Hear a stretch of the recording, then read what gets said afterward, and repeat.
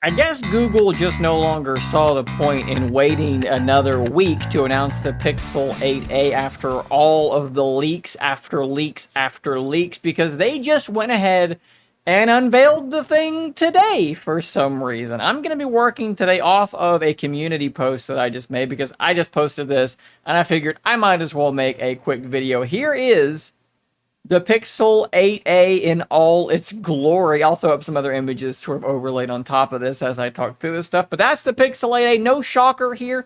It is what we have been expecting it to be. Lots of nice colors there. But let's jump into the details here. So, first things first, $499. There were some early rumors that it might be increasing in price, getting closer to $550.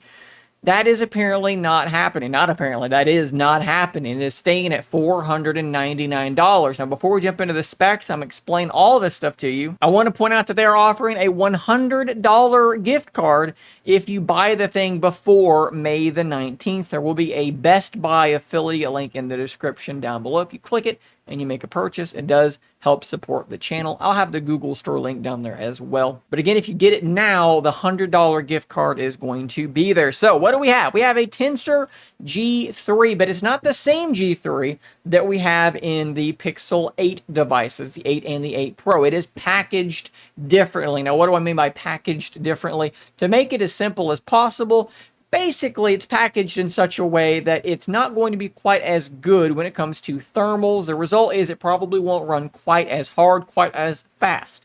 This is not new. They've done this with A-series devices in the past, and you probably never noticed. You're not going to notice, but it does help keep the price down just a little bit at the expense of a little bit of performance. We do have 8 gigabytes of LPDDR5X RAM, 128 gigs of storage, which is UFS 3.1. That is just fine. This is a big one for me, though. 6.1-inch FHD plus POLED screen, 120 hertz, but 2,000 nits of peak brightness. 2,000 nits of brightness on a $500 Pixel A series phone. Are you kidding me? That is absolutely awesome. We do have the same camera setup as last year, 64 megapixel primary, 13 megapixel ultra wide, and that is, if you don't know, basically the same primary that is in the Pixel Fold. And it's going to take really solid pictures. This is the same camera that did it win MKBHD's blind camera test last year. I believe it did. It'll probably win it again this year. The camera's going to perform very, very admirably.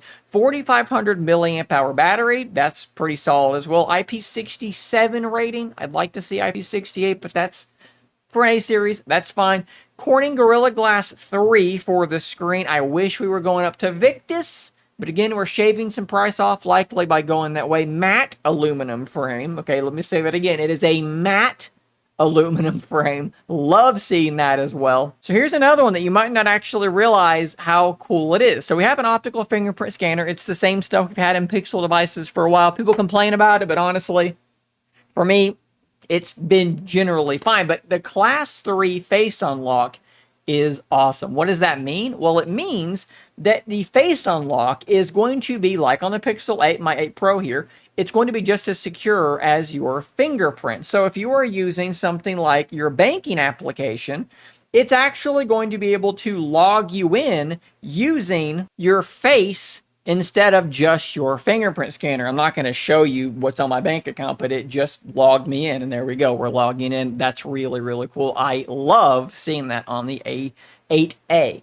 We also are going to have stereo speakers. Wi-Fi 6E, a little bit of a bummer, right? Like I've got a Wi-Fi 7 setup now. A lot of my devices are, well, that's not true. At least some of my devices are Wi-Fi 7. 6E is pretty cool. 7 will be better. Gemini Nano support is coming soon. So that is the version of the Gemini LLM that runs directly, locally on the device. I think I tried to say directly and locally together, and I made a very strange sound. I apologize.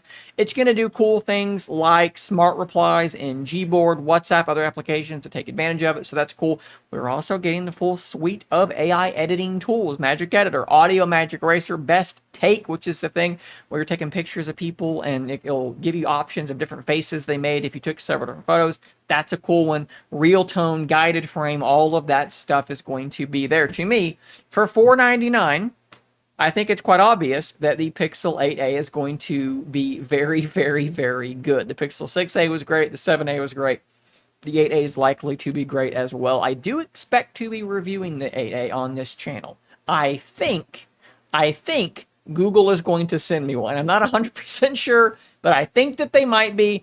And so definitely subscribe to see my full review of the Pixel 8a coming very, very soon. Sometime probably after May the 14th or 15th. I would assume is when I'm probably going to have the thing should that occur. I do also want to quickly point out, though, Google is also apparently relaunching the Pixel tablet. So now you can buy it without the dock, save $100. That makes it $399 instead of $499 if math is not your strong suit. Now, unfortunately, there is no charger on the box, which is a bummer because the stand could act as your charger, so you kind of lose out on the charging. You have to buy your own charger, or maybe you've got 47 of them in your house. That would be fine as well. Also, sadly, there was no mention of the rumored keyboard and pen. We keep hearing about these things, and they, as far as I'm aware, at time of recording, did not mention them. I'll also drop a link in the description down below to that Pixel tablet, but no question, the Pixel 8a is the star of this show. I am very impressed with the specifications and the price. I like the kind of rounded look to it as well. It kind of gives me like almost weird Palm Pre vibes, the river stone. I like that rounded shape, which is weird because I literally just told you in another video that I liked the boxy design of the S24 Ultra and the Z Fold, presumably Z Fold 6. But what can I say? I'm a complicated person. I like exaggerated designs, I guess is really what you can draw from this. Phones that just look kind of samey, I don't love. But if you stand out, you do something different, be it curvy or be it boxy, I'm probably going to be into it. And I think that's kind of what I'm getting at. Guys, what do you think? Are you excited about the Pixel 8a? Is this better than you expected? Worse than you expected? Are you going to buy it? If so, why didn't you use my link and help support the channel? Let me know in the comments down below. Thanks for watching. Subscribe for more content just like this. And until next time, stay nerdy, my friends.